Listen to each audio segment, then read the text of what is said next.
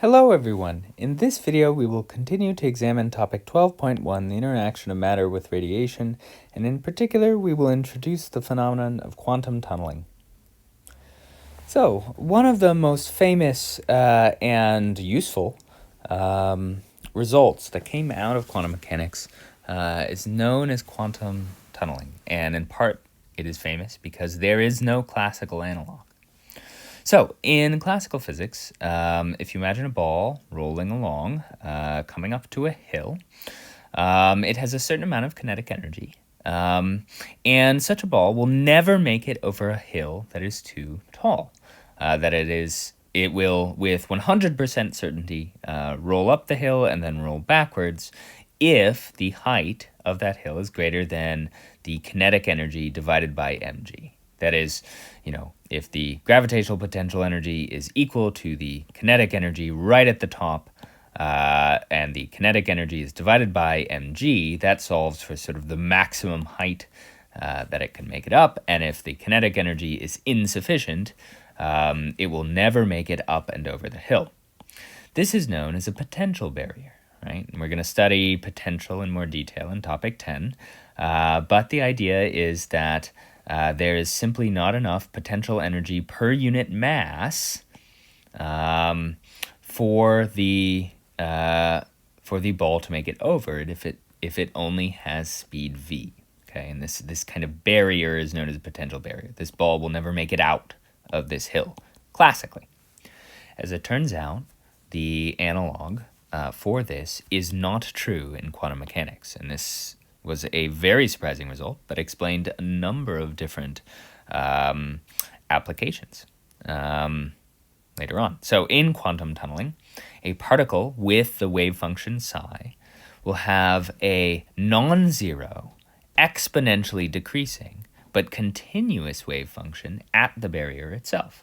So if a particular particle has a stable wave function inside sort of a particular region, and it reaches that barrier, the wave function will decrease exponentially, but it will still be in existence and it will still be continuous. And as a result, it has a small but not zero probability of making it through the barrier to the other side. So if you have an incoming wave packet and it hits that barrier, there will be a small but non-zero probability of it transmitting through the barrier, depending on the size of the barrier, which we'll talk about in a second. And as long as and so what is happening here is, in truth, it sort of appears as if the particle itself is violating the conservation of energy. But, as we've discussed before, that is allowed in quantum mechanics as long as it does so in a small enough time delta t. And fundamentally, that is related here to the probability of transmission. So the transmission of the particle from one side of the barrier to the other.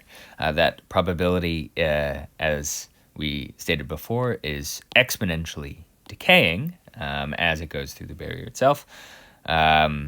And therefore, the larger the width of the barrier, the larger the mass of the particle, and the larger the difference in energies between the inside the potential well or pre-barrier state versus the other side of the barrier is the lower the probability of transmission.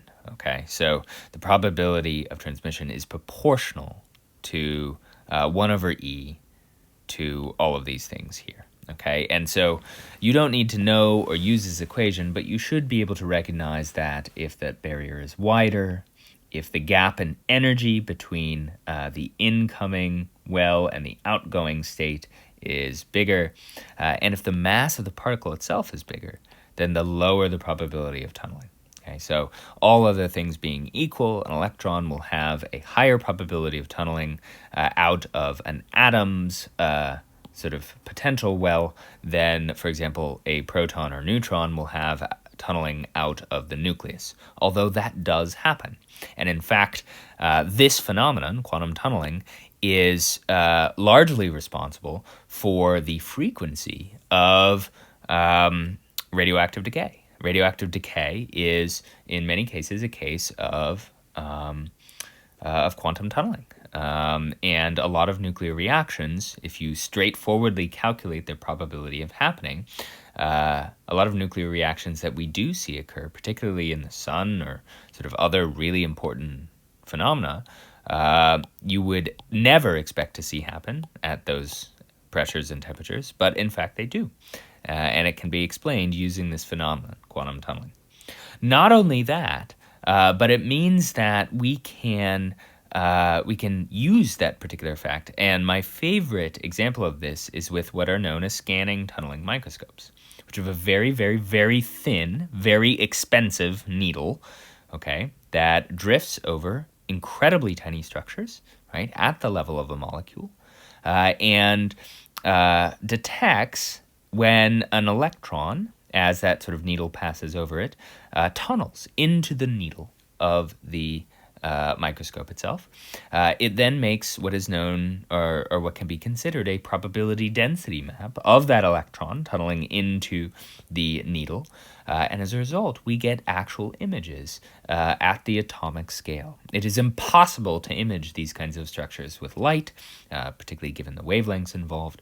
But these quote-unquote microscopes, which is really sort of a stretch of the term, right? They're not optical, can give us very clean visualizations of structures that we would not have imagined we could visualize before. So it's an incredibly important application.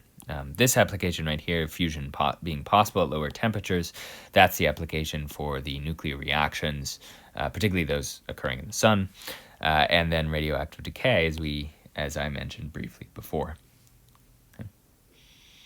One final thing, I should have mentioned this earlier, but it is important to recognize that when that particle passes through what is known as the forbidden region, okay, this is the forbidden region, if it is detected out here, it retains the energy that it had before. Okay, it just happens to be on the other side. It's like if you took this fast ball right here, and instead of asking sort of how did it go over the other side, and you found it over here, it would have exactly the speed you would think it would have if it were to conserve energy. So it hasn't itself lost energy. That's important to recognize.